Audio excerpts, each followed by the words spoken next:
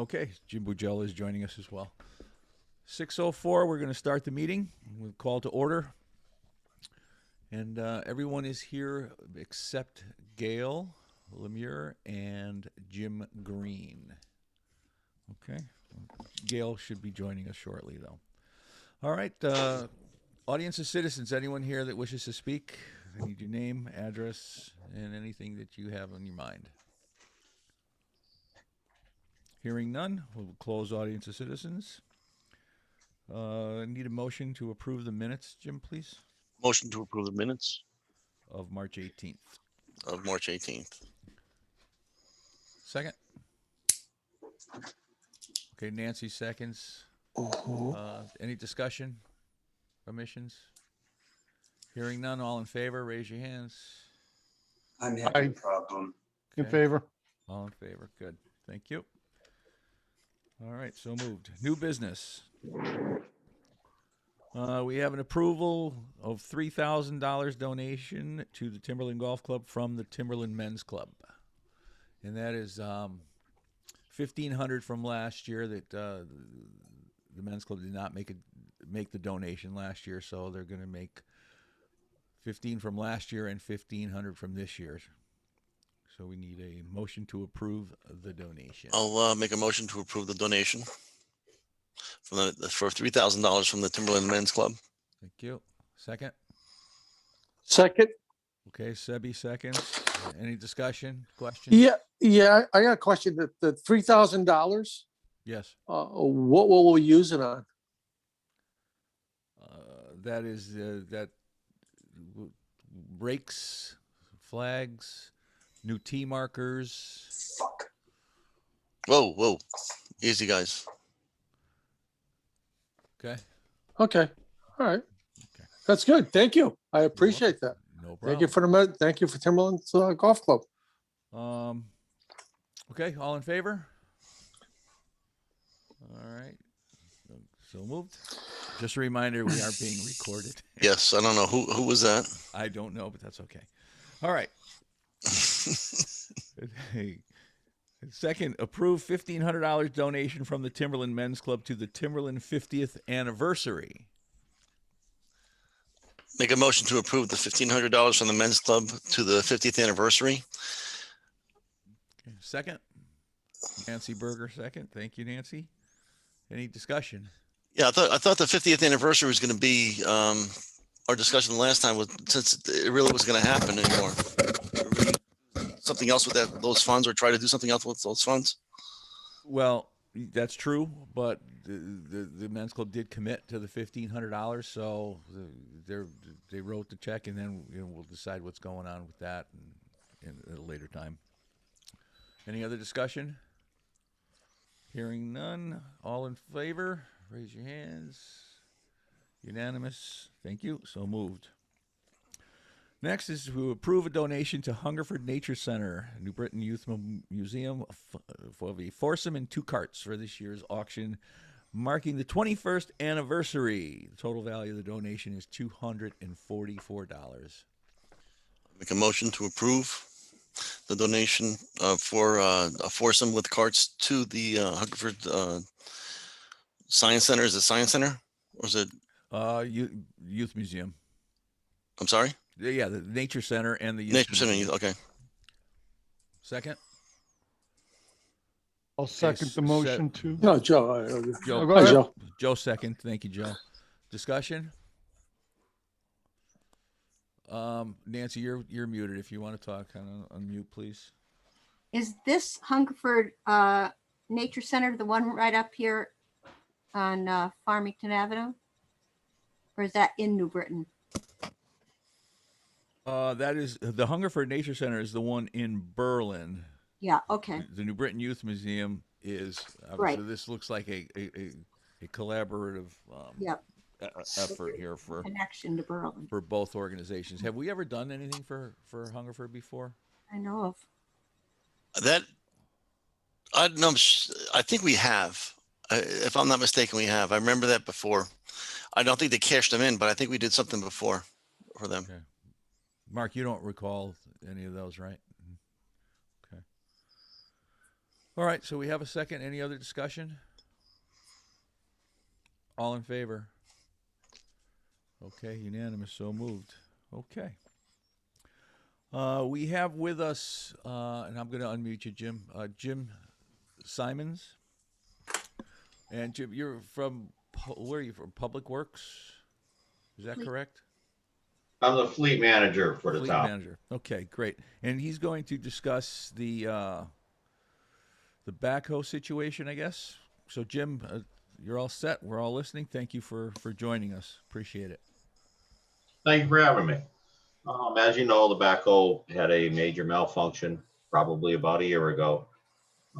We did secure some money through the Board of Finance to replace it. And at that time, we were looking to replace it with a smaller unit, in which now our plans have changed. The golf course has been using a smaller unit from the Parks and Grounds Department, and it doesn't seem to be meeting their needs. So further discussion with the now Superintendent Jerry and mechanic JR up there and Billy, we've decided that we would probably be better off to put some money into this unit and try to get it going for another probably 8 years we can get it going for. They did locate one unit. That unit is 10 years older than what we have now. And it's the rust on it's probably at least comparable, if not worse than what we have now. So talking to the employees up there, they believe that it would be better if we spend some money and some time on the current unit that we have.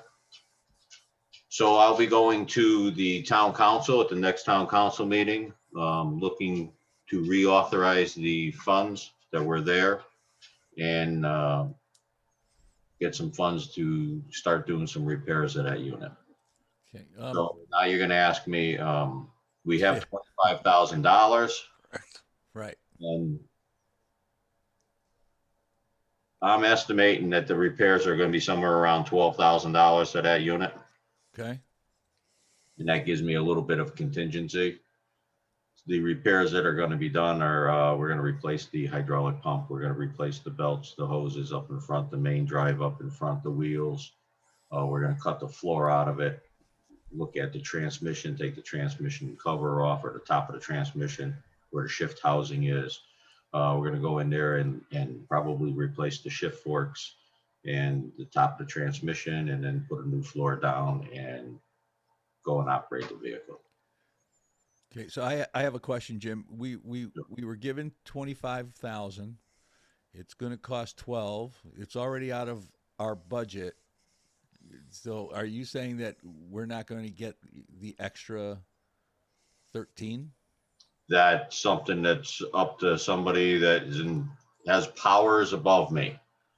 I don't have any. I mean, I don't see why we have to go back to council at all. I'd say just fix it, and if Jerry needs something else, get something else. I mean, that money is already out of our budget. As you know, we've already made the $69 profit with that $25,000 already taken out. So, I mean, we have to go back. Technically, We have to go back to council because it's a reauthorization of funds. The funds were there to purchase a smaller used unit. We are Gotcha. no longer purchasing a smaller used unit. We're now changing those funds over to purchase parts. Okay. And they have to approve that. So that's why we have to go back. As far as what the surplus of money is going to be used for, that is up to both, that's up probably to Board of Finance, whether they're going to take that money and put it back into the surplus for the town, or they're going to take that money and put it into a capital account. That's theirs once I have completed my work. Okay. Well, thank I you. think so I much. got to revise the audited statements, Jerry. I didn't catch that. Are they going to revise the audited statements? That was last fiscal year's expenses, correct? Correct. And those statements have already been issued. Jerry, this is Jerry Paradis, part of as finance board director on here. Dana, can we ask Jerry a question? don't see why not, right? I mean, he's sitting here. Yeah. Are I- you going to go restate the financial Of statements? course not. Of course not. That was a general fund expenditure last year.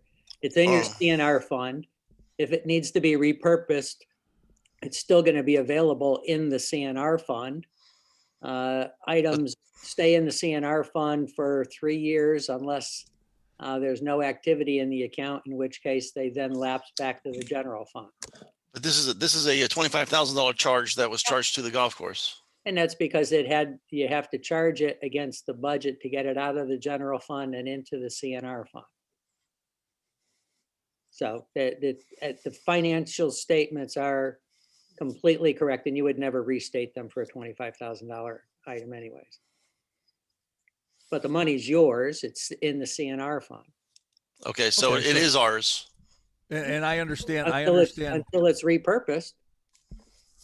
Right. You know, Yeah, and if I it doesn't get repurposed or used for 3 years, then it will lapse back to the general fund. Okay. Well, I understand Jim's point, why he's going back to the council at this point, because I didn't know why he was going back, but now that was to purchase and now it's for parts. So I get that. So It'll be so interesting.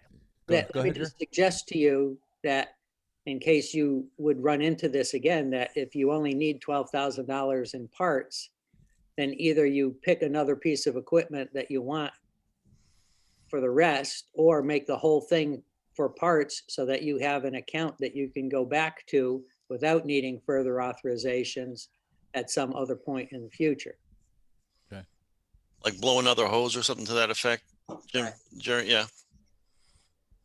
Okay. Duly noted.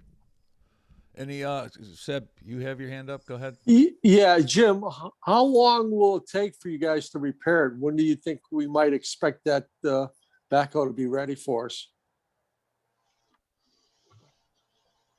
Currently, currently I have 2 guys out on workers' comp. So I'm going to work with JR at the golf course to put the pump back into it and the drive and the front of the motor back together. Once we have that back together, then we'll transport the thing to the garage, and then we will start taking it apart. And unfortunately, it's going to be a fill-in job because I have to take care of the other equipment first, such as police cars and other vehicles that the town operates. It will be a fill-in job depending on how much we find when we cut that floor out of there and the top of the transmission. It's probably going to be at the garage for, I'm going to say, a month to 6 weeks. Okay. Once it gets to the garage. So first we have to put the front of the engine back and the front of the tractor back together. Then we'll get it to the garage. So, Okay. and as I was talking to Jerry up there, he does have a smaller loader up there. And I did say that we could reauthorize some of the funds if he needed to rent a vehicle. We can rent the vehicle from any one of the vendors, W.I. Clark or Deere or any one of them. If he needs one that's bigger than the one he's currently using, you're saying. Correct. Or Yep. yes. Okay. All right. Thank you, Jim. I got a question. I mean, Jonathan, if I'm not mistaken, Jonathan was basically saying that $25,000, that machine was not even worth fixing at that point in time. If we remember back to some of the earlier conversations that we had. Correct. That was my feeling also. And we thought that we could purchase a smaller unit. A smaller unit would work for them, that we can get away with that. You got to remember that the tractor's 29 years old. The other tractor that we found was, well, it was an 85, so it's even older than that. If you wanted to, we would probably need another $20,000 to purchase a tractor that size for the golf course to use, a used one. So now it comes down to, we add another $20,000 to that and make the expenditure going to $45,000 to $47,000 to get a vehicle or a tractor that's comparable to that size. Obviously, when we were discussing this with Jonathan, we were only talking about spending $25,000 and purchasing a smaller unit.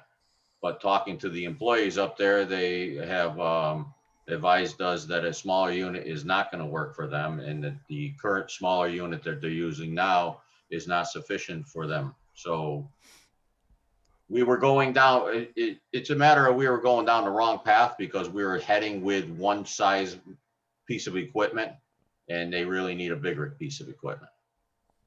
Okay.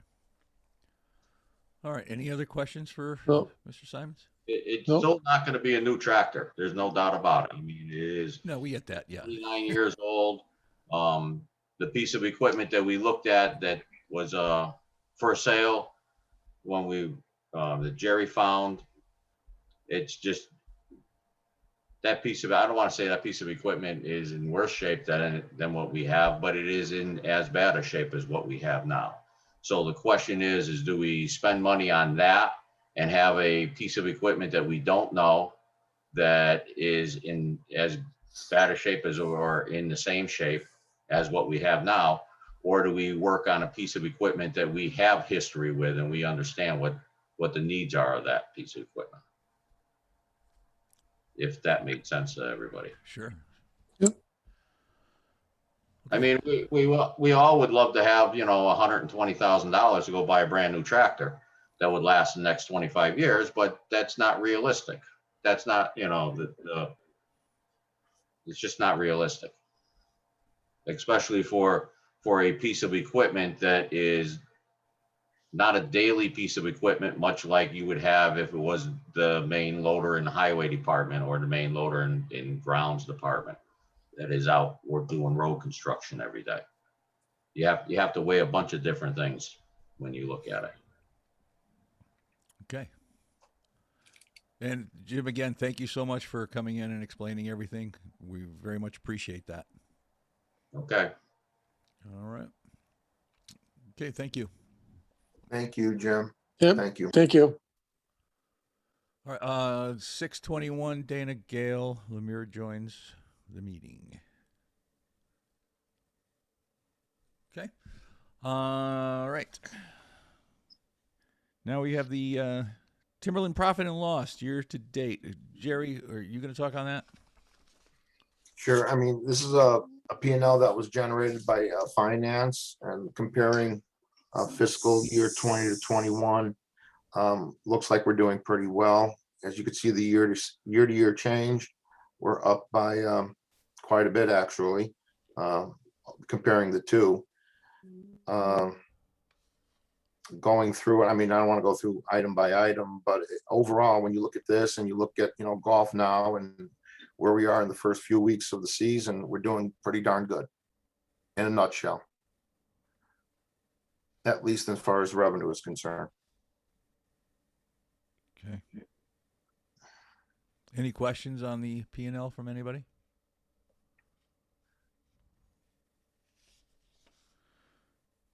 Hearing none. So what it says we're 104 over last year? That's correct, yeah. Okay.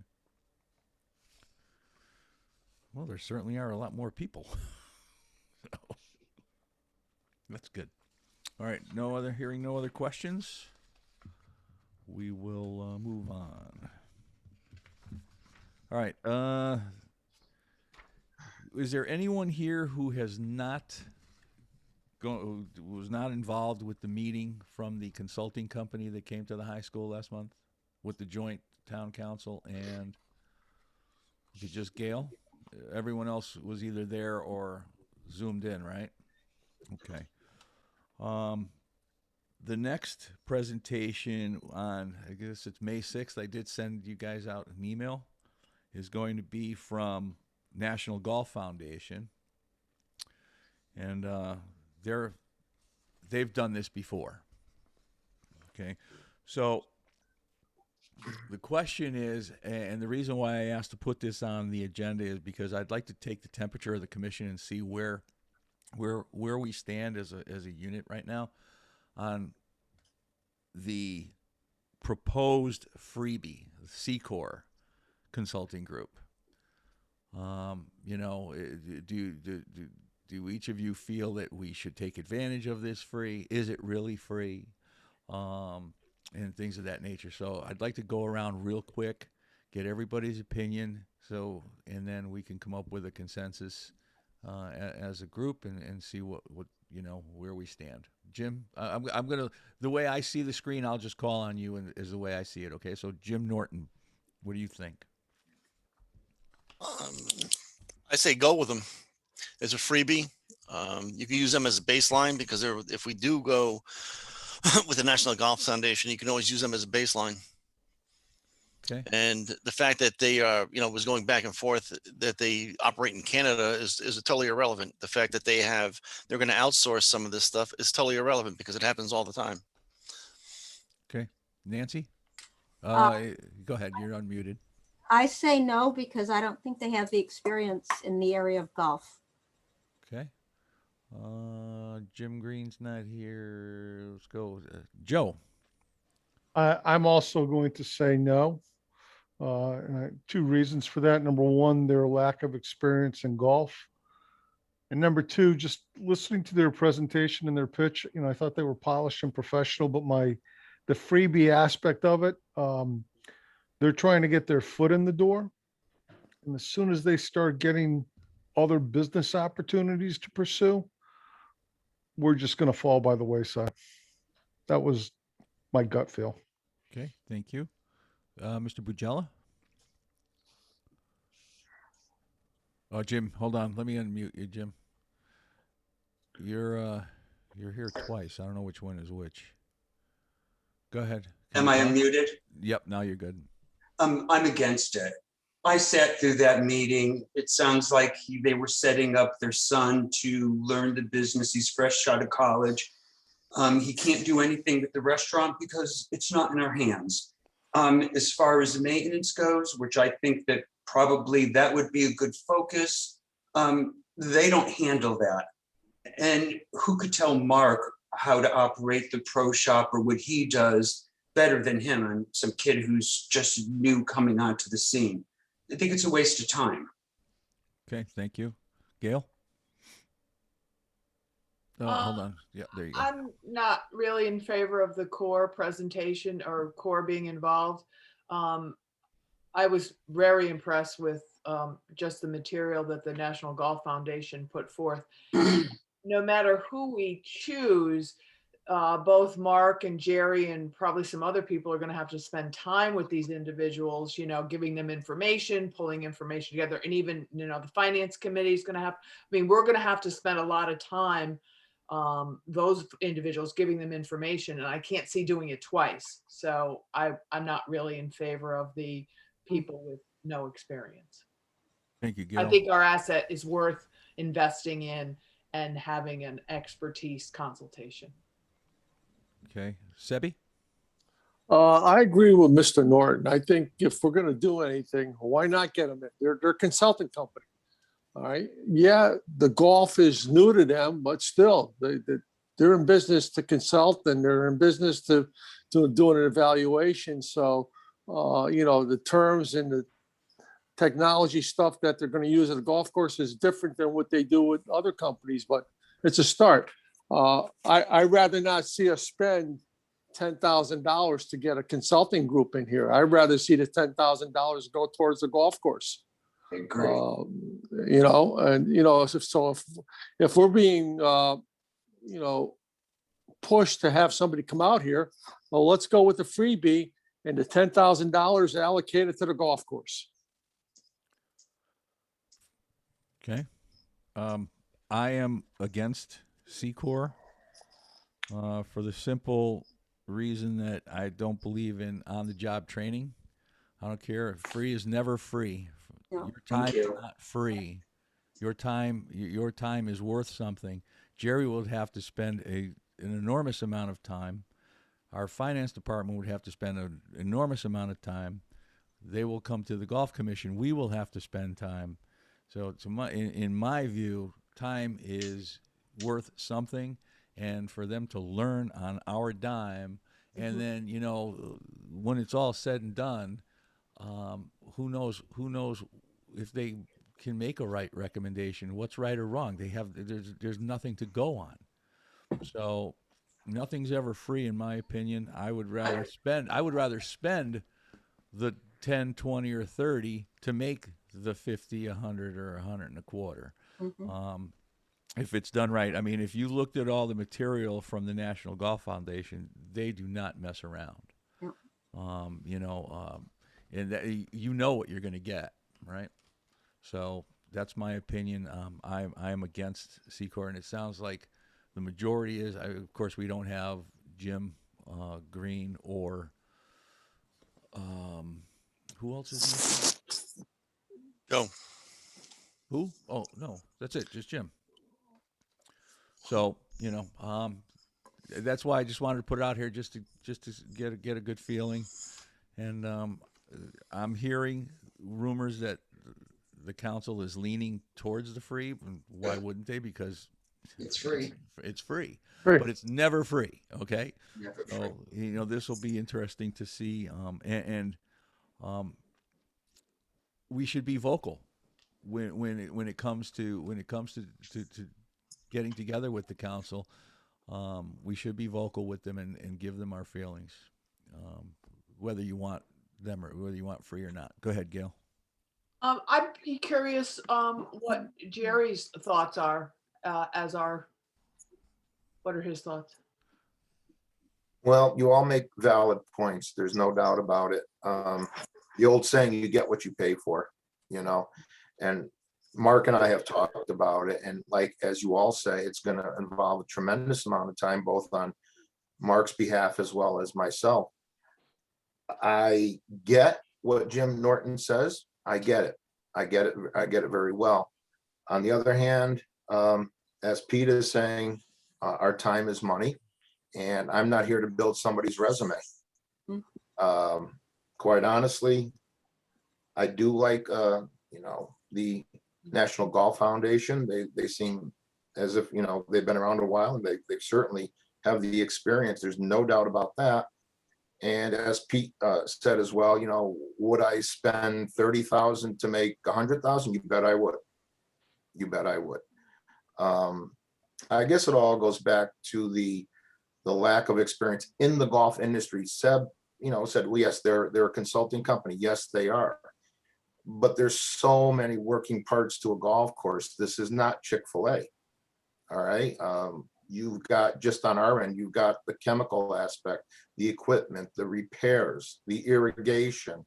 We can go on and on. Mark's end, you got the pro shop, the point, you've got a bunch of stuff up there. I just don't feel comfortable giving it to them and spending the amount of time I know that we are all going to have to spend with them to hopefully get it half right or get it some kind of right. And it's not to say we're not going to spend time with National Golf Foundation. I'm sure we are, but their expertise is way as far and above what Secor is coming in with. To say that my son played on the Central Golf team, well, you know what? I played on the golf team, and we were state champs 4 years in a row. But I couldn't tell you the first idea on how to run a golf course or how a golf course operates. So I guess to answer your question, I would say no to Secor, and I would say yes to National Golf. And I think we need to applaud the town and Roche and stepping up to the plate and hopefully putting this to bed once and for all. After this, folks, we are done. We're done. Whatever they come back with, whatever that decision may be, I think we're done. And good for them. Yep. Good for them. They're at least they're stepping up and looking into it and not, putting it on the back burner any longer. Let's get it resolved and let's move on. Mhm. Yeah, I have a Go ahead, question. Sid. Go ahead. Jerry, in the time, National Golf Foundation, if they come in, you're going to have to spend some time with them. Yep. Not sure how much time, but when would you want to see these guys come in? And the same thing for Mark.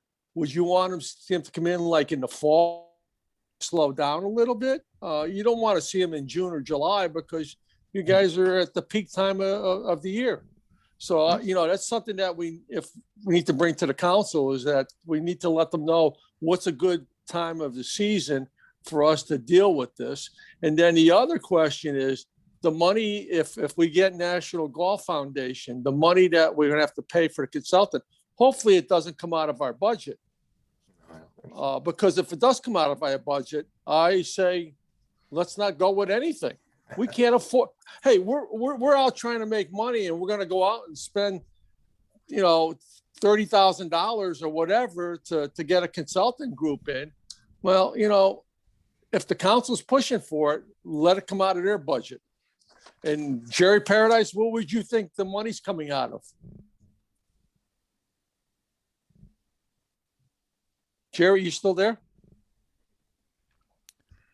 Is he still there? Yeah, it is. that's not up to me where it would come out of. There is a line item in the town-wide department budget for consultants that are unnamed. So there is money, but it's up to the council at that point to let contracts. They're the ones that approve the contracts. All we do is get the money teed up. So there is money teed up in that account for consultants of any kind. All right, so the possibility of getting charged back to the golf course is slim? Well, I have no idea. I mean, Okay, it's not, the first step in that process is always with the town council. The Board of Finance gets to say yay or nay to additional appropriations. We can't initiate it. okay. Right. Thank you. Peter. Hold on, Jim. Mark, how about you? You got any thoughts? My thought is this: I'm open. I'll help any way I can, but I mean, I'm contracted to do a job. I'm going to do that first before anything else. So it may take them just longer to get anything out of me, really. But I'm open to whatever. I mean, I'm willing to help the town any way I can. But again, I'm going to do my job first. Right. Thanks, Mark. Jim Norton. Yeah, thank you, Peter. So the cost won't be $10,000. It's probably more in the line of 25 to 30,000 to get that thing done. Maybe even 35,000 to get it done. Jim Pacini, as far as you know, getting their hands in here, anything that they want to do is just a recommendation. It's up to the town to decide whether they want to go forward or not. And to me, I could care less. It doesn't matter whether we go with them or not. But I just looked at this thing as, you know, and there's an analogy that, how can I say this? That early on, we went for our tax system, and somebody came up here to Connecticut and blew their travel budget because it was a startup company. And basically 15 years later, guess what? That's the number one company for tax services in the United States. It's called Fast Enterprises. So, you know, I get it. You know, you guys say nothing for free, but in the same token, yes, it's time, and time is money, and I get it. But in the same token, you know, but I look at this thing as, I have a baseline. I have something to go by. And if they're no good, listen, tell them hit the road. It doesn't matter. He didn't do that. You know, I'll be the first to admit he didn't do his homework when he walked through the door. We don't run the restaurant, and we don't run the pro shop. It's all contracted out. And yet he wants to look at the profit margins. That's totally irrelevant. And I called him out on that right then and there. If we remember that, right? I mean, it's like, yes, they didn't do their homework, but in the same token, they are doing other golf courses as we speak. So, yeah, they're starting out in the industry. That I get. Coming in green, not totally green. Well, they have 2 months experience. You're right. They're not Well, totally green. I'll tell you what, Peter. my agency signed a $50 million contract with that company that we could have had something done for $15 million back in the 80s. So, you know, don't. We're all entitled to our opinion. Yeah, well, that we are. There we are. Okay. I don't want to beat Enough. beat We're the done. horse. I just wanted to take the temperature on all this. That's all. Okay. No other discussion with that. All right. So wait a minute. Yeah, one more. So when would they want everybody to come in? And if we do go with a consultant, is it the fall, October, November timeframe, or? Sebby, that would be determined, you know, at a later time. But I'm sure that Okay. I'm sure that we would, you know, that. Yeah, I'm sure it would be during downtime so that they Yep. can sit down and get the attention that they need. All right, I don't want to kill it. I got it. Thank you. Okay, you're welcome. All right, count balances. T-sign account. Yep, I have to, I screwed up. I admit it. And I had a family emergency and I had to run out very quickly at 3:30 and they're in the office. So I screwed up. I can email it to everyone tomorrow, including Dana, Okay. for both balances. I had to get out, so No worries. I apologize. I accept full responsibility. But I can say this, the CIP balance, I can remember is 22 and change, but I'll give you the exact number. And the T-sign account, because we've just got council approval on the donations from the Lady Niners as well as Berlin Economic Development, is not yet reflected in the T-sign account. So it'll probably be, I think it's the same as it was last meeting. Until now the council is approved, finance will post that Okay. to that account. Thank you, Jerry. So look Jerry, for it, and I'll, like I said, I apologize, but I'll email all of you as well as Dana tomorrow. You're forgiven. thank you.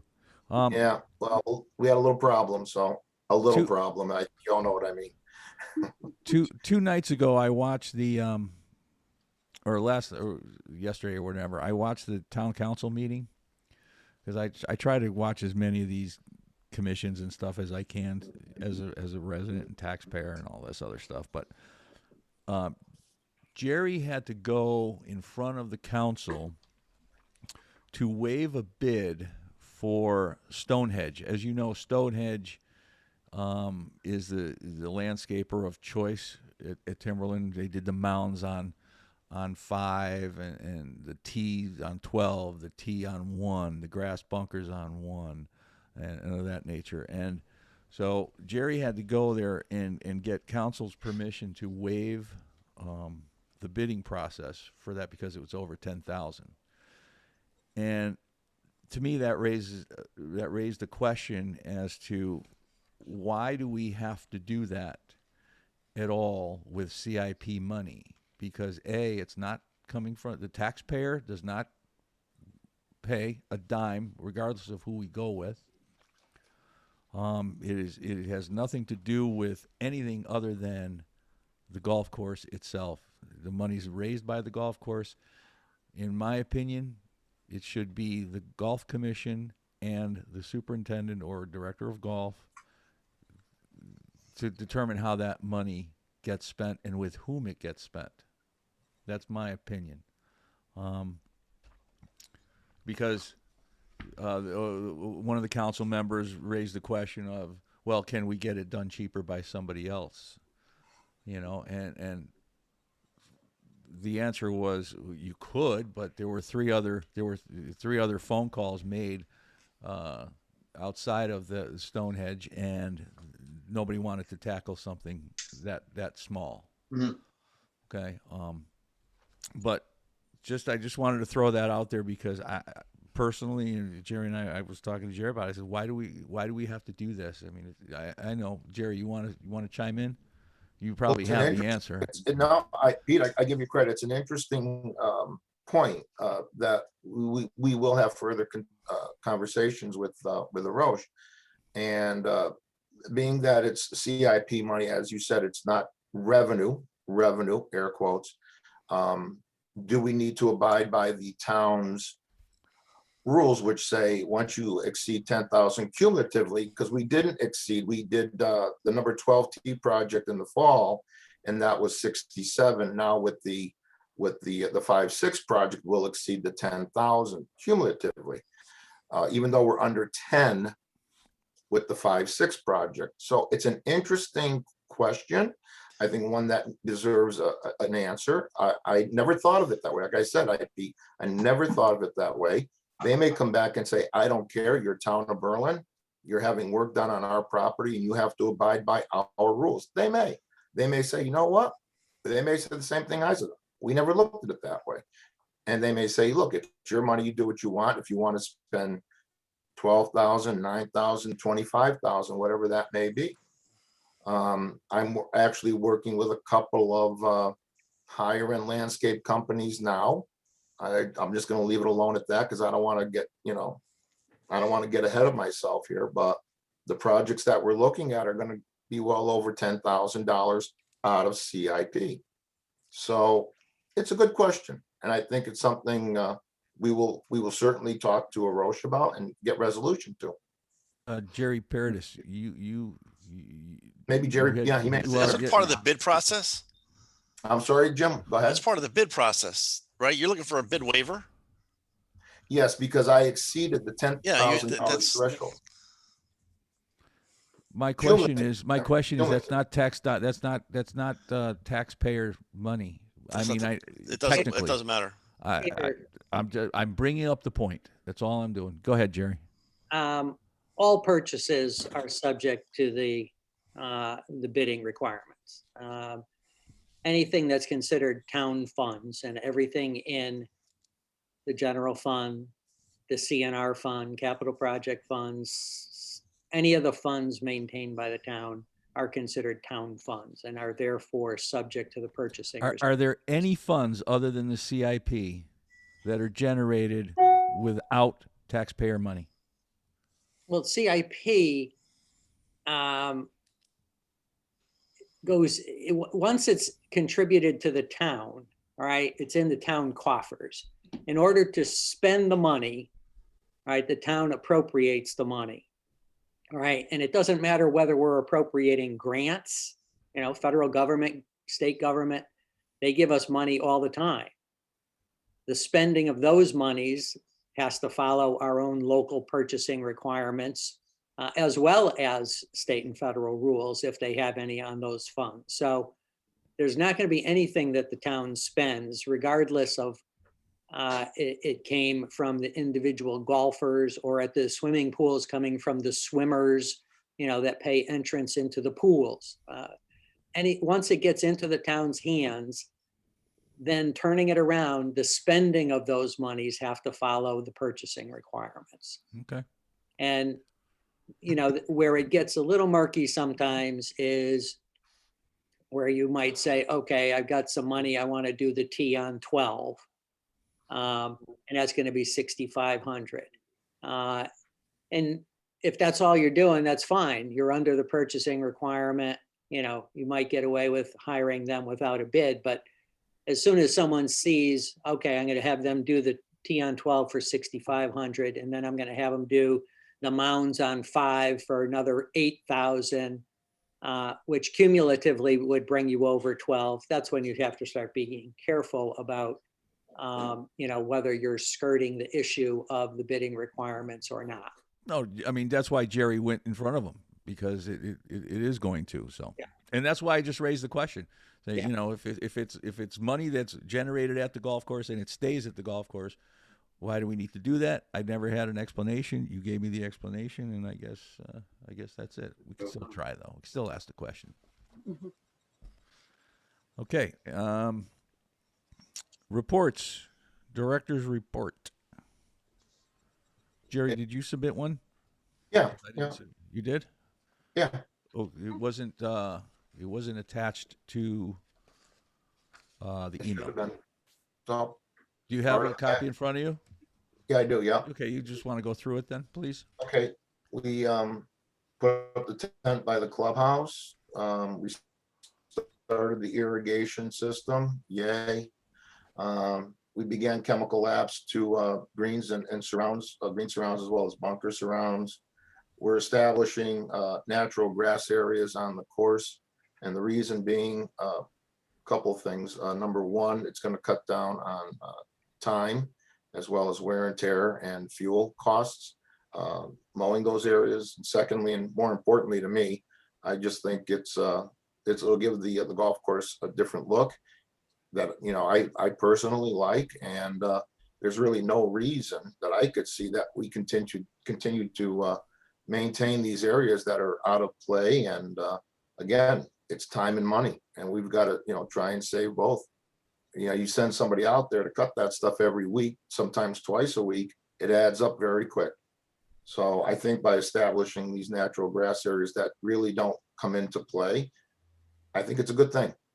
And you know what? It's grass. If we don't like it, we can cut it. So we're gonna establish them, and it's about a 2 or 3 year process to truly do it and do it right.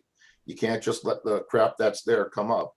There is a process, but we're gonna start this summer, and then this fall we'll go in And I'm sure we'll redefine the margins as we go along this summer, but then this fall we'll go in and treat with the proper chemicals and oversee it as we should. And within a couple, 3 years, you should have something very, very, very cosmetically appealing, I would think. I know. So that's just me. Okay, we got 60 yards of double ground pine. We started putting that up by the clubhouse today. We're gonna now that we're getting caught up on the course to a large extent, the course cleanup is coming to an end. We can now focus up around the clubhouse, getting that all cleaned up, torn out, the edges, the beds edged, and the mulch put in. We're not using the chips as we have in the past from the trees that we take down during the winter. We're actually using some nice premium quality mulch. So hopefully that'll help in the aesthetics. Now that the weather is starting to warm as it snows today, we need to finish the repairs on 11T and 12T area. So we'll be doing that in the next couple of weeks. We've got more soil. We'll be spreading and grading that as well as seeding it. Like I said, course cleanup is coming to an end. And then we started our daily maintenance on the course, which includes, the changing of the cups, the mowing of the greens, tees, collars, rough and surround. So that's all daily stuff that needs to get done. Those are our morning chores. And as I said, with the irrigation system being started up, we're starting our irrigation repair as well. We already have a couple of issues, nothing major, very fortunate, but they are items that will need to be addressed, and we'll be working on that all summer, I'm sure. I did reach out to another golf course, Hawks Landing, and they are very receptive to sharing equipment with us, which is awesome. We are going to be utilizing their Toro walk behind aerifier. We have one, and then we have 2 older Ryan machines that they're okay, but if they were to break, they're very old. The parts are very hard, if impossible, to come by. And if you do find them, they're very expensive. So I reached out to the super over at Hawks, and he's on board with letting us use their walk behind Toro aerifier, which is same as ours, which we can aerify our green with that in about half the time it takes with the Ryans. We are also going to be sharing a small tractor with him in order to utilize our deep tine aerifier. He has the tractor, he doesn't have the aerifier. We've got the aerifier, he doesn't have the tractor. So it's win-win. So we'll be able to go out this fall and every fall and deep tine our greens, which should make a huge difference in the greens themselves. I did get quotes on the purchase of we call it a buffalo blower. That blower you see us riding around the course on, being towed behind the golf cart. That should be purchased in this fiscal year. And I started training sessions with the Golf Now people, great people, a ton of good information in Golf Now. I'm very excited to be working with them and Mark in the future. And it was really it was eye-opening for me. There's a lot of information in Golf Now, and a lot of good information. So I'm very excited about that going forward, and also working with finance as well, getting them more involved into the financial operations of the course. Thank you, Jerry. 2 things. Sure. A, the greens they came out of the winter spectacularly. I mean, the greens are fabulous. And number 2, there is no place on this golf course that is out of play for me. Not one place. Well, see, this is where I miss Jim Green. I was going to say Jim Green, but he's not here. So in all fairness, You can't pick on him. He's not here. I'll just pick on myself. Seb. I got to pick on Seb. So I was out. Hey, what did I do? Hey, Seb, what did I say to you on 14? I says, hey, Seb, don't put it in the screen. So You remember that? That was funny as heck. And then Jim hits a 300-yard drive and almost hits him in the butt on 14. He caught all of that. But anyhow. Hey, I got my new driver, so that's going to change. Here's the thing, guys. Here's the thing. Hold on, Nancy. Natural grass is not thick, heavy grass. You're looking at a fine fescue, a rye. So they're more like bunch type grasses. So if you do get in there, it's not unplayable. You can hit out of it. And if you look at courses as a whole throughout the country, it doesn't matter, just New England or East Coast or whatever, you're seeing more and more of this only because there's a cost. Certainly there's a cost, and whether it be chemical or manpower to maintain areas that why it doesn't matter. You take a look at, for example, I know I keep bringing him up, you take a look at Weathersfield. He's probably got 2 or 3 passes around his fairways. He's done. And I know it's Weathersfield, I know it's private, but if you look at the course itself, it's gorgeous. You get that golden wispy grass growing, and man, it looks good. It does. So, hey, we're going to try it. Like I said, it's grass. If we don't like it, we'll cut it. You know, Sure. it's not the end of the world. Correct. Go ahead, Jim. Nancy, Are you had her looking at hand the up high first. Hold on, grass? Jim, hold on. Nancy was before you. Go ahead, Nancy. I Sorry, have Jim. 2 questions for Jerry. Jerry, when do you anticipate that the new 12th tee box can be used? I would say, Nancy, in the next couple of weeks. I do want to aerify that. I will be going out in the next week, and I'll be aerifying. Please, guys, bear with me here.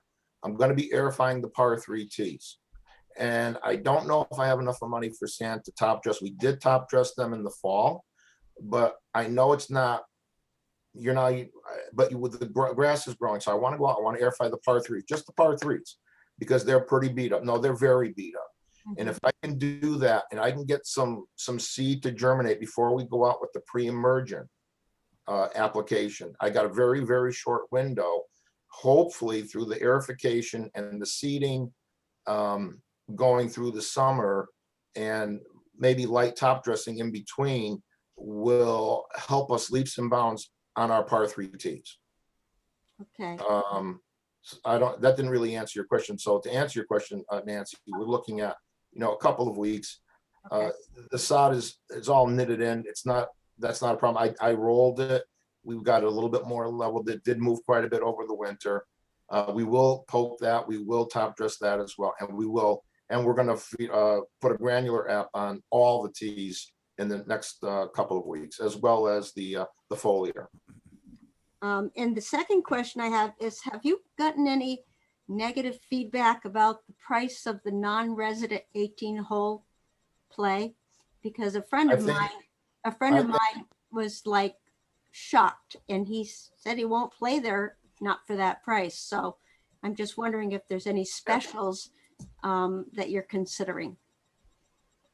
Right now, I did have 2 people since we've opened reach out to me in the form of an email.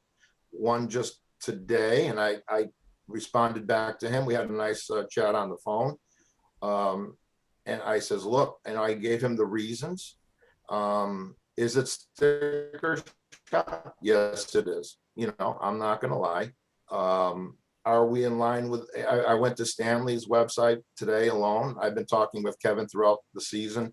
He's a super over at Stanley. I think we're either exactly the same or $1 more. They're $49.18 in a cart. We're $50.18 in a cart. So we're all close. Stanley isn't running any specials right now. Not that I worry about what Stanley does or Hunter does or Portland does, but because I know what we have to do in order to satisfy the ordinance. So I did say to the gentleman, I'm sure that as the summer progresses, we will be running specials. I'm sure we will. Right now, no, we're not. And, they're asking, well, can you do something for me? No, I can't. I can't do something for one and not the rest. I can't do that. I don't operate that way. We do for one, we do for all. It's bad business if I start picking and choosing. So I says, unfortunately, no. I says, I hope we can continue the relationship. He says, oh no, we're still going to come. I just wanted to ask. I said, no, I get it. I mean, I'm at that age too. I get it. So, but overall, no, I have not received a bunch of pushback with the fees. No, I have not. Two. That's what I've gotten to. Okay. Thanks, Jerry. Yeah. Jim Norton. He's You're muted. Pete. You're muted, Jim. I'm sorry. There you go. You're talking about the high grass. Are you you're looking, knee high grass? Is that what you're looking at, Jerry? Yeah, it's 18 to 2 foot. Okay. All right. Yardage markers, just so we have, Mhm. so you're Yeah, good. No. are you planning on putting those out anytime soon? Okay, good. I'm glad you asked that question. We put the 150s out. If you played, we're missing, I want to say at least 3, if not 4 of the 150s because they're getting broken. My plan is this. I'm going to say 4. We've got 4 150s that are broken. They're not cheap, Jim. They're not cheap. I want to say they're 20 some odd dollars a piece. And we've replaced some already, the 150s.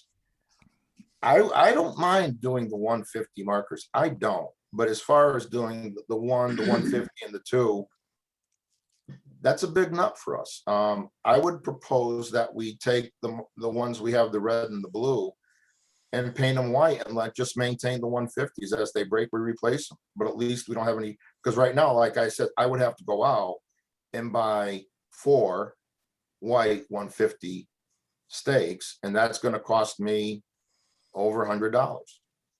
I just don't have it. I don't have it. That's, you guys could talk amongst yourself. I know I'll do whatever you say, but that's my thinking. I don't mind the 150, but they're breaking them. However, whether it's because of the plastic and it's brittle, whether they're hitting them with a club, whether they're hitting them with a cart, I don't know. I don't know. Jerry, they make rubber ones, I mean, I've stake seen them. itself. That they're rubber, and you can mow right over them, and they're mow not over, plastic. These you can mow over because they break. No, I get it. Got like that. But these are plastic. They're a hard plastic. So I mean, maybe we look for a rubber one that may cost a little more initially, but I mean, I don't know. No, that's fine. If I buy it once and I don't have to keep buying it, I'm fine with that. It's when I got to start spending money to keep up with the ones that are getting broken.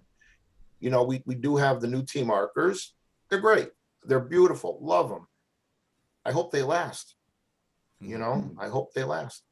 Gary, we just got $3,000 from the men's club. Yeah, I know. So we got some money. No, we do, and that money is pretty much accounted for. It's pretty much accounted for. So, what are the other options, Jerry? I mean, if we we keep going around in circles with this thing, and this was like the last time when we did buy them, we were like, oh my God, this is the best thing since air. Obviously, it's not, right? Obviously, there were problems when it went in. So, what are other options that we can do to make it easier for everybody, specifically maintenance, when they're just to maintain at that point in time? So you have a 100-yard marker, you have a 200-yard marker. The discs didn't. Are we going full circle again? Are we going to have the discs in the middle of the fairway again? I mean,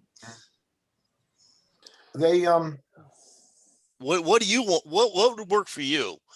And it's not up to us. The discs, and I like the disc. Okay, well then personally, I'm going to say a couple things. In today's day and age, how many people are actually pacing off from the 150? How many people? I call it the viewfinder. Mark, correct me. I know I'm wrong. I call it the viewfinder. How many people carry the viewfinder and whip it out and shoot the stick to get their yardage? Yeah. And that's just me. I'm not trying to poo-poo anybody's ideas, but to answer your question, Jim, if you said, Jerry, what would you like? I would say, well, if we're going to do 150 and 2, then I'd like to see the discs flush in the fairway. And the reason I say that is I believe the diameter of that disc can now be cut. They've come out with a tool, which is a ratcheting type of affair. We just go out there and ratchet. It cleans up right around them. And it's very quick. I can send a kid out there for a half hour and say, do 4 holes today, 4 holes tomorrow, or whatever it is. And just keep them maintained. It's not a lot of work. It's not a lot of work. It's not visible, it's flush with the finished grade. So to answer your question, if it were me, I'd like to see us go with a disc or a plaque, whatever you're talking about, in the fairway. In the fairway, mow right over it, no problems. People can't abuse them. They can't hit them. They can't, I suppose they could hit them. I'm sure they could do anything. You'd be surprised what we've seen. We've all seen it. So, yeah, that would be my answer. I'd like to see the discs, and only because of this tool they've come out with, like I said, this ratcheting glorified cup cutter, if you will. It would make maintenance very, very quick and easy. Yeah, my last thought to you, and I talked to Jonathan about this way back in the day, and I don't know if he ever spoke to you about sort of leveling off the tees a little bit, because there's a lot of undulations in the tees. Yeah. I said, get a lute. I've actually looked into that for my one too, like a lute. Would that work rather than rebuild the tees? That doesn't make any sense, but just to kind of level them off with topsoil, a little bit of topsoil here and there, and just, what are your thoughts on that? I agree with you, Jim. There are certain tees, as we know, 14, for example, it's got a big belly running up the middle. I mean, we can go hole by hole. We don't need to go hole by hole. But what I would propose then is, and we keep it in-house. We have a sod cutter. You go out there in September and you sod cut the bad areas. Okay. And unless the sod isn't viable, and for the most part, unless you're on a par 3, it's going to be viable turf. You roll it up, you put it aside, you throw some soil in, and you relay the sod. We've got an irrigation system. You water, you feed, and at least you're making it better. Is it going to be perfect? No, because in order to make it perfect, you'd have to strip them and regrade them. But yeah, there are certain holes, certain tees that need attention. They do. So we can keep it in-house. You go out in the fall, you sod cut it, you level it, you lay it back down, you call it a day. And if you're to the point where, you're looking to do anything more than that, like expand the tee, like we did on 12, like we did on 1, well, that's a different story. Then again, you're on a par 3, like 12, and the stuff that you're cutting isn't viable, so you just chuck it and you resod it. And that's all you could do. That's all. And Jerry, do you have the manpower to do that? In the fall? Yeah. Yeah, we've got this time period, Seb, where after the first frost, things start to slow down. So the leaves haven't started to come yet. The grass is slowing down, and we have a window where we have time to do that. And like, what Jim is saying is, he's not saying to build Rome in a day. If we have a plan going forward and we say, let's identify the worst, what can we get accomplished in a fall? And we just, knock those out. It may be a 2 or 3 year process. It may be. And it may go quicker than that. I don't know. We would have to identify the areas and work from there. Okay. But it is a way to make it better without renovating the tee. Some people say, well, top dress. Well, yeah, top dress will take out any minor undulation in the tee, but it's not going to fix the belly that's in 14. It's not. That needs to be cut out, graded, and sod put back in. It does. Yeah. Thank you, Jerry. Yeah. All right. Moving on. We'll give Jerry a break. Mark, Golf Pro report, please. Can you hear me? Yep, you're on. Okay. I'll just run through my report. I put some revenue figures in there from 2020 and 2021. You can see that we've sold a lot more season passes this year than last year. Our numbers are a little bit down in greens fee and car fee, but I think it's because we started a month later. So it seems like we're on pace, to have a pretty good year as long as the weather cooperates. I haven't heard a whole lot of complaints about the prices. I mean, at first, the sticker shock, but past that, the course is in nice shape. So people are willing to do it. It's just days like today, we're just not getting much play because I don't know who would want to play today. But the weather's got to break at some point, and I think we're going to have a pretty good year. And as I go along, if anybody has questions, just please let me know. A blast email newsletter was sent on April 1st. It was pretty well done and a lot of good feedback from that. I think it's because Jerry was there with a dog, which, by the way, whose dog is that, Jerry? That's our pump house guy. That's my That is baby. a pretty good picture right there. We need to bring the dog back. But it was well received and a lot of good info in there. I've met with both the high school coaches, went over the rules for the course. It's pretty active in the afternoon with high school teams, but it's great to see the young kids playing. I think the boys had so many players they had to make cuts, but both teams have a lot of talent, and I expect them to do big things. I think, and it's just great to see that junior golf is still strong in Berlin. Speaking of, junior league starts in mid-June. I've already have 30 plus registered, and I expect to have about 50. These are ages 17 and under. So that's going to be a pretty large program. And we conducted a junior camp the week of April school break, and we had 36 participants. The Connecticut PGA has these inflatables we put up. The kids had a great time, and that may be a record number. So there's a lot of young people playing the game, which is great. Hey, Mark, Yes. can the high school teams, the boys and the girls, can use rangefinders when they're in match play? Yes. They can. Okay. Yes. Anybody, and really, I think just the PGA Tour, you can't use them, but CSGA events, everything, you can use a rangefinder. All right. Thank you. Yep. So we were supposed to have our first women in wine clinic on Monday, but the weather didn't cooperate. We had almost 70 ladies signed up, most of which are beginners. The women in wine clinics, it's $15, and they get a beverage and an hour of instruction. So it got so big, we split it into 2 separate hours. So many of the ladies are going to do it this Monday and make up for that. So Monday night is going to be pretty hopping up there at Timberland. So we're definitely excited. These are mostly new golfers to the game. And I actually reached out to the women's club, and they're going to have some representation there to maybe recruit some new members. So hopefully that all works out well.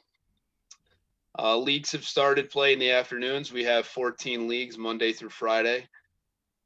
So leagues are always great. What we do is we go off for 9 holes in the early afternoon so we can make room for both sides so we can host as many leagues as we can. Many of the leagues have been there for a long time, and they just continue to come back. They enjoy the experience. So that'll help the bottom line for sure. The golf shop is pretty much fully stocked and looking good. So that's exciting. One just thing to note, the park and rec, this came up at a previous meeting. I reached out to them to see if we could share an email database with them, and they just weren't comfortable, which I get. I just wasn't really sure if since we're all under the town's same maybe email database, we could maybe share. But they weren't comfortable doing so. So that answers that question that came up at a previous meeting. The junior golf program at St. Paul Middle School, it's the 3rd year that they're hosting something at Timberland. It's a 6-week program for the kids that attend the school, and it was supposed to be Wednesday, and it didn't happen because of the weather again. But they have about 15 kids in the afternoon. They come for a clinic each week. Something new this year that I started was a mixed league on Friday nights. There's going to be 9 dates, and there's just been a lot of demand for this, and I finally said, let's just do it. Talk to Ramsey, he's on board. So first one's tomorrow. We have about 30 participants, and I anticipate we're going to probably have 30 to 40 each time we do it. So it's a win all around, and it just gets people on property, which is what we want. I ran a Masters contest on social media and just trying to get a larger following, and I gave away a TaylorMade hybrid, and it seemed to be pretty popular. I think there was about 50 entries into the contest, and we gained a lot of new followers on our social media, which is good. I just feel overall we've had a pretty successful start to the year. And we're getting a lot of good reviews. I don't know if people pay attention to the reviews, but I get an email every time we get a review, whether it be positive or negative. And I think we've received probably 25-star reviews. We did get one negative review, but that's going to happen. But overall, we're definitely doing a great job, and everyone's working together as a team, which is awesome. Just looking ahead, I know we have aeration coming up, so we'll probably send out some sort of communication for aeration.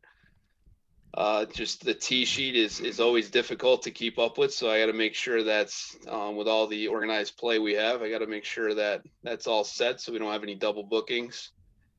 And each organization, I just want to make their opening day successful. We've already had the men's and the women's club, so senior men and lady niners will be next, and just want to make sure that they have a great opening day. And past that, we're just going to continue doing what we're doing. If anybody has any questions for me, let me know.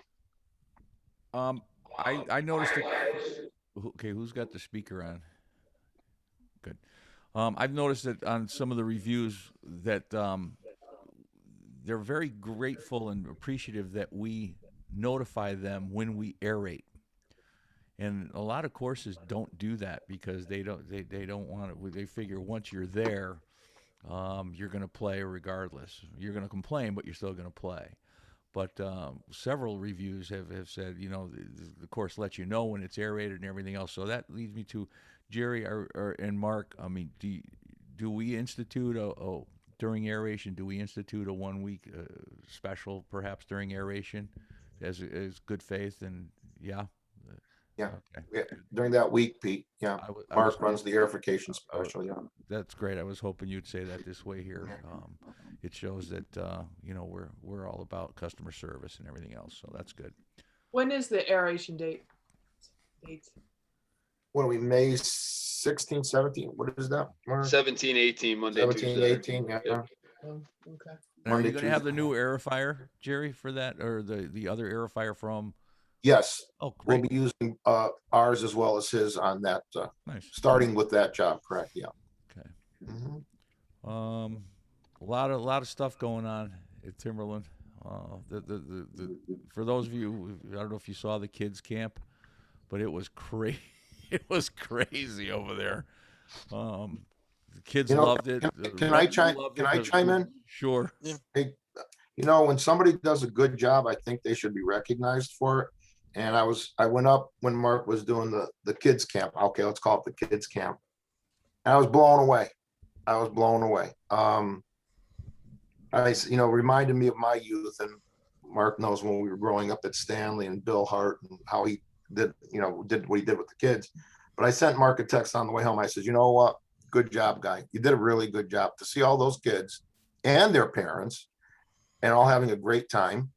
I think, he should be recognized for that. I think, like I said, when somebody does a good job, they should be recognized. And I think he did a really good job with that week, those kids that week. Yeah. Thank you, Jerry. I know the practice screen doesn't appreciate it, but we can fix that. But great job. Great job. Jerry. Yeah, I second that one. Yeah. Sure. It was nice good to see the kids. It really was. It was, and Yeah. you know what? The best thing about that is the parents are there. They're going to get acclimated to the course, right? Yep. They can hang around Ramsey's, and maybe they're going to play with their kids, and it's going to generate even more interest. So, Absolutely. I know that's what you're trying to do, Mark, and that's a great idea. It really is. You start with the youth and go forward. That makes a lot of sense. Yep. It's win-win. Yeah. Yeah. I have a question, Mark, on the single cart fees. Are we still instituting that? Yeah. And how's that work? Is that working out or no? Is it? I mean, to be honest, I haven't paid attention to how our March numbers were for that. I don't know if Jerry saw it, but I mean, it doesn't seem to be an issue. Okay. Yeah. Yeah. I was just curious about the wear and tear on the carts. And really, there really is no carts to be found anywhere. If we turned ours in, we'd never get them back. So, it was smart to just hold on to these things, no matter what they tell you. You're never going to get them. Because I talked to other courses, and they're hurting. Some courses are hurt; they can't get carts. Yeah, you cannot find, because we looked to do a short-term lease, because, Mark and I got together and says, hey, well, especially going forward when we get into the new lease, but I called around. I know Mark made a couple of phone calls, and you cannot find carts to rent, even to rent, let alone, I said, let's do a short-term lease for April through September, through October 1, and good luck. Good luck. Yeah. Gail, did you have something to say? No, that was called clap. Oh, okay. I'm sorry. I thought you had your hand up. I thought she had her hand up too. I would personally like to commend both Mark and Jerry for working together. It's refreshing. It's nice to see. And I think there's more respect for each other than there's ever been at the golf course. And I really, personally, thank you guys for that. Jerry, course is great. Greens are fabulous. They are. And the golf shop is stocked. It's fun to be there. It's a lot of fun to be at Timberland right now. And I wish, more people realize that it's actually fun to be there. So thank you. Hey, can I just say one last thing and then I'll shut my mouth? Sure. Okay, folks, I need your help.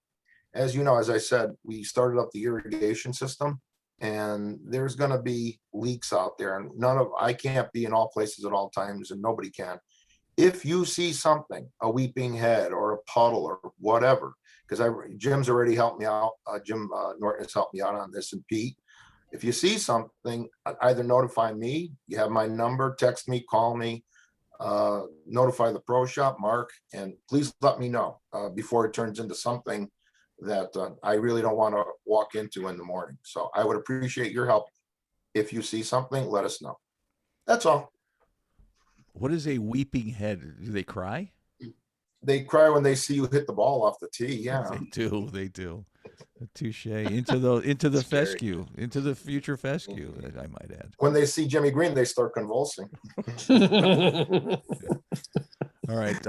So Savvy into the stream. Jim, Mr. Don't hit that ball Bugella. in the stream. Jim Bugella, please. Yeah, excuse me. I'm going to go back just a little bit because unfortunately the first 10 minutes I was having audio problems. So I missed the minutes. I haven't read them. But during the minutes of our last meeting, we looked at the pros and cons of the non-resident, blah, blah, blah. And there's a couple lines there that says a single person could put in multiple tee times.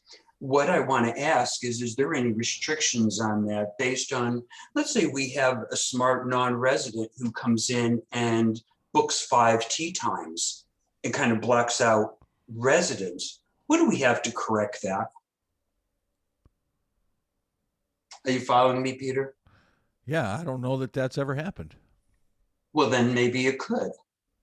We have a line in there that says a single person could put multiple tee times. We know that's happening with some of the residents. If it gets out of hand, then we're going to wait to jump in on it. Well, I would think we'd assess it at the time. I mean, first of all, the resident still gets a full day, right? So No, they don't. Yeah, they do. Yes, No, they they don't. Are you talking Residents- you're talking about a non-resident season pass holder? I'm talking about booking tee times, and on the pros and cons of it, it has in there that a single person. A resident has 5 days. A non-resident has 4 days. If you're a season pass holder, you have You're 5 open. days. But that person could put in multiple tee times. A non-resident season pass holder? Yes. Yep. And I don't know of one non-resident season pass holder who doesn't play with people at the golf course. I mean, could it happen? Sure, anything could happen. Okay. But I mean, are you saying that a non-resident season pass holder is going to make 6 times and they're all going to be non-residents? I'm saying that a single person could go in and get multiple tee times to block those and make sure all his people play. And I'm still going back to the fact that I think, one group, it's 1 tee time for one group and everybody gets a fair shot. Well, I don't know if we can discuss that tonight. It's not on the agenda, right? Unless it's Well, I thought it being in the old minutes, business. that makes it part of, Yeah. okay, well, you know I what? would say, you know what? If you want, I would put an agenda item for next meeting specifically to this. I'm serious, Jim. I mean, that's this way here. It gets the attention that you feel it deserves. I don't see that happening, and I haven't seen any abuse of the tea times. And Mark, has there been any empty tea times with people making times? No, I mean, no, we keep track of that. If they don't show or they book 5 times and they only use 3, we do keep track of that. So, and we address it. I think there's even a policy in place. Where's They the get policy? yeah, they get a couple tries and then they get suspended. 2. So, yeah. Well, you know what, Mark, I was reading it where you put in the pros is that the people in the pro shop have to answer the phone a lot less if they could book those tea times. But one of the things we're striving for here is the most, the most people get to play, the most diverse people, not only our specific groups that we, when we walk into Timberland on Saturday and Sunday, I see the same people, and that's a great thing. But if we're trying to bring in new players, well, then aren't they getting bumped out just as quick? Because we have people who can come in and book 4 tea times at the same time. Yeah. I mean, that's accurate, but I mean, that's all if you want to change it or not. And it's up to you guys. I'm bringing it to your attention that I saw.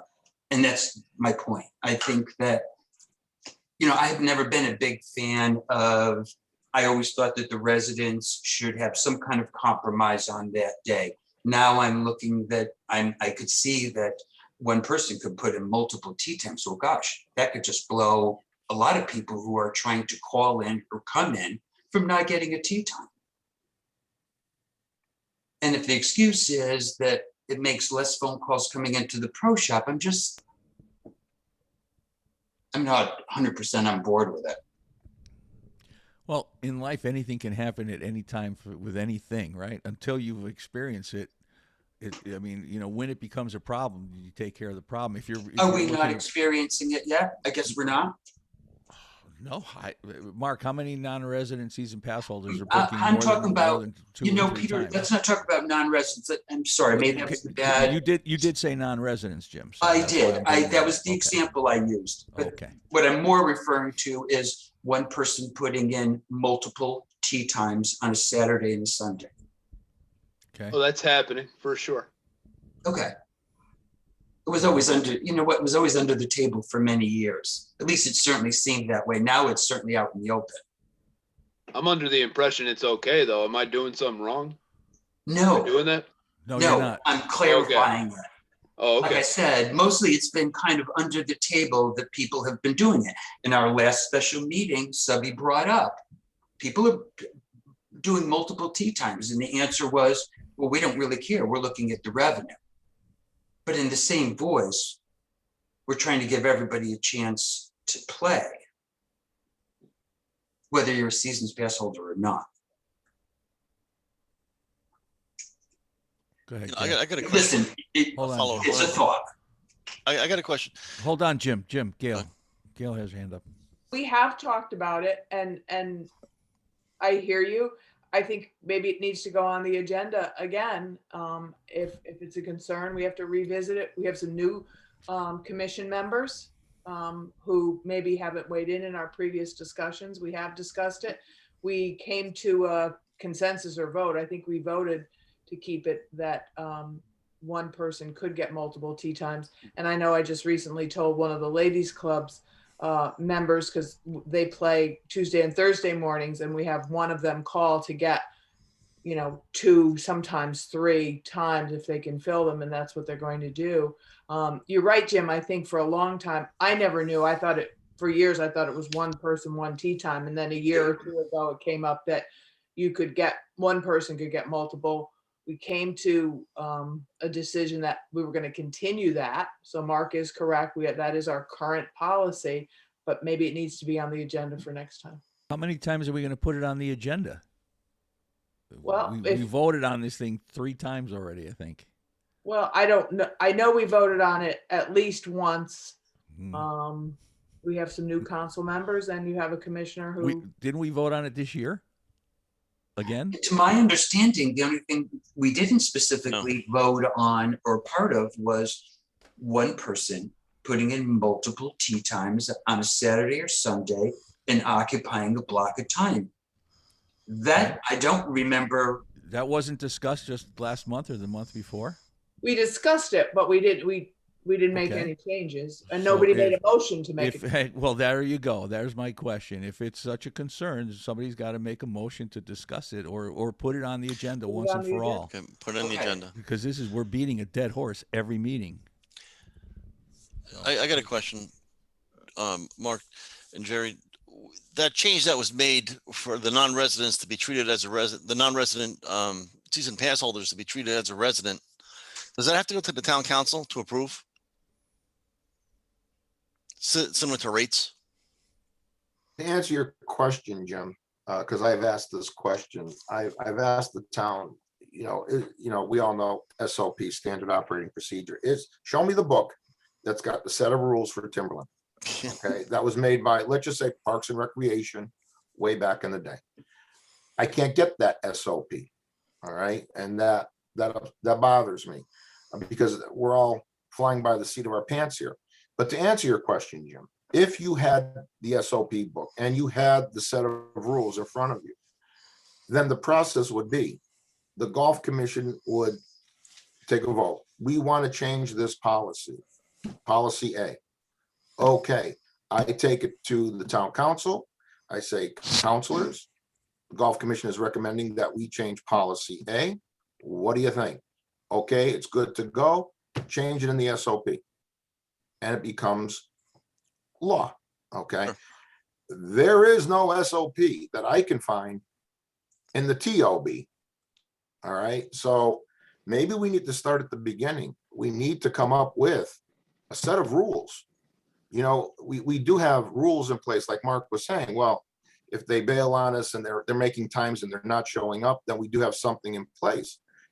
We do. I mean, Mark knows it, but I don't know that it's in writing. Our charter, Jerry, specifically says that we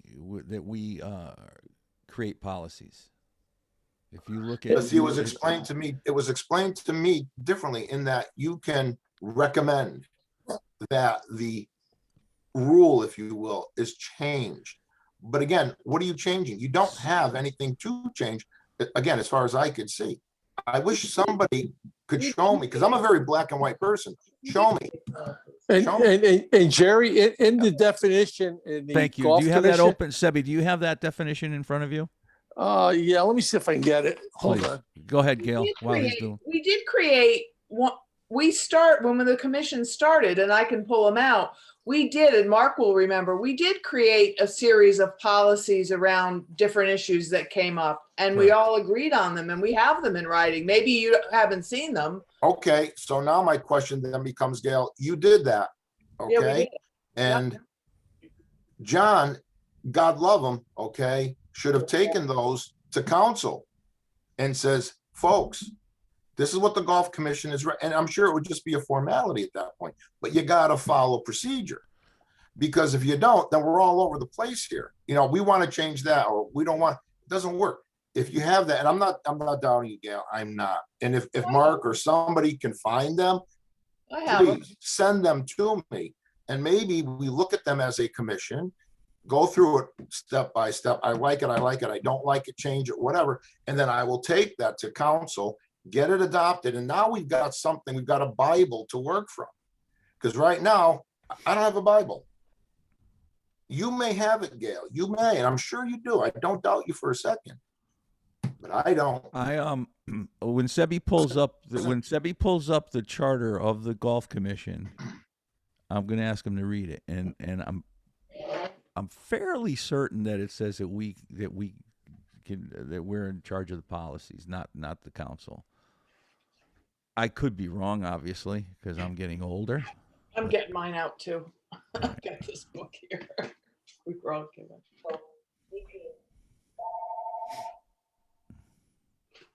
Peter, yeah, I think we are to set the policy and recommend the policy, but is that for them to approve them? I don't know that that's written that way. Okay. Okay, I got it here. Okay, can you read it, Gail, word for word, please? Okay, the whole thing? Yeah, well, it's not very long. Well, the establishment of the golf commission, blah, blah, blah, the definition. There you go, definition. And of- duties. Is there duties? Let me, Yeah, yes. Okay, annual meeting, election of officers, powers and duties, thank you. staff. The commission shall have the power to make and ensure enforcement of policies, rules, and regulations for the orderly play of golf and the operation of Timberland Golf Course and the attended facilities, which rules and regulations shall be reviewed and approved by the town council. There you go. Yep. There you Provide go. input and recommendations to be used in the negotiation of all proposed contracts with any entity involved in the operation of the golf course and attendant facilities to the director of golf and town manager, and work with the director of golf to develop and prioritize all alteration plans, renovations, capital improvements based on available funds. There you go. So it wasn't taken to its logical conclusion. Well, I don't know. We went to some of the, I'd have to go back in the minutes. Didn't Jonathan take some of these policies to the town council? Not that I'm aware of, Gail, not that I'm aware of. I mean, I guess Paul, we'd have to go back again, in the minutes. And I think this is an excellent conversation. I'm glad we're having it because it just irritates the hell out of me that we don't have this. And again, poor Mark up there, he's doing the best he can. And hopefully he's doing, and he assumes he's doing the right thing. I assume I'm doing the right thing when the reality is, I'm not quite sure. I would love, nothing would please me more to sit down with this commission and to come up with a set of rules and policies that I could then take to the town council, have them sign off so that in the future, should you want to make any revisions or anything, we do it the proper way. We go back to the commission. What do you want to do, guys? We come to the consensus. I take it to council, and it's the way, it's what's correct, and it's what the way things should be done. Peter, can I make a And motion? I think that's a Jim that we- Bajula, yeah. That we establish a playbook. Basically, that's what you're looking for, Jerry, is a playbook Absolutely. that has Yeah. all the policies and procedures. Basically, it's in writing. You could publish it, put it out somewhere on a website, or whatever that people Right, have access right, to. Right. That way, it's in black and white, and then there's no way for what's about it, right? So, I'm going to make a motion now, Peter. I'd like to make a motion now that we establish something to that and have it out there, on the website, so we're fully transparent. Well, first of all, I don't know that we could make any motions about any new business because this is a special meeting. Yeah, you cannot Okay, have all it right. be We cannot Monday. do that here. Okay, Okay. Next meeting. and we'll put it on the agenda meeting. for next Put it meeting. on the agenda for Yep. next No. meeting. Okay. Okay. Fair enough. And then can everybody just go back and look at their notes, and it'll be early on, the establishment of the committee, the commission, to see what we have as far as policy that we may Gail. have agreed upon. Gail, do you have that in a digital form that we can email to the whole commission? Because I know Joe may not have it. and- I'd have to go through, because I saved a lot of the early paper and policy, but I could scan it and email out. I will go through my book to see, Appreciate that. Okay. what I have.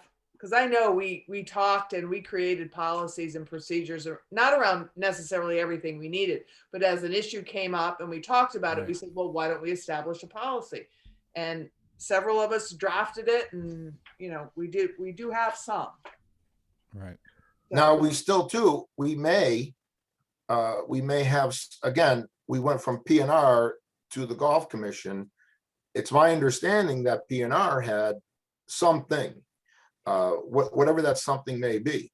PNR Now- never went to council for policy changes or anything like that I can ever remember. And I was on. Okay, but that's fine, because as Jim, maybe PNR has a playbook. Maybe they do, and they never needed to go to council to change anything. I would have to find out from Kate if Parks and Rec has a playbook that we can use going forward. Well, actually, I'm looking at a document, the town council meeting of July 03. So that wasn't us. That was Park and Rec. Parks and And Rec, there's yeah. and in this, so this is a town council meeting, July 2003. Timberland change policy, incorporation of shotgun tournament on a trial basis, Park and Rec. So the Park and Rec did go. I don't know what, how, I just happened to pull this out of my folder. So yeah, it's a matter of going back maybe to see what, they have definition and policies, 2003, definition and policies, 2003. All right, that's fine. So we're next pull it together. meeting we'll have this on the agenda. Good. We could give ourselves some homework to do, and then we can put it all together. And see, we can't put it together on the side because it's considered a meeting. So we'll just have to. Maybe we'll set aside one meeting or have a special meeting just for that, and we'll go through policies and everything else, come up with a document and do it. And Jim, if you want that policy or whatever put on, if you want to talk about multiple tea times, bring it on the agenda so that it's black and white next month. Okay, please. Okay. All right. Anything else? Yeah, I just want to make, since we were giving out kudos tonight to everybody, I do want to give out a shout out to the Goosenator. The Goosenator is doing a great job up there because it's a pleasure to push your cart and not have all the, what.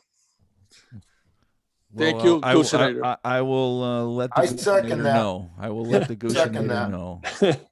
Looks like the two stubborn ones are finally gone. So I will let him know or her know. All right. Anything else? Peter, I'd like to make a motion to adjourn. I Second. second it. Jim Bugella, second. Discussion. Hearing none. All in favor? Aye. All right, everybody. Thank you so much. Thank you, everybody. All right. Yeah. Good night. Nice evening. Have a good See you night. later. Bye-bye now. Bye-bye.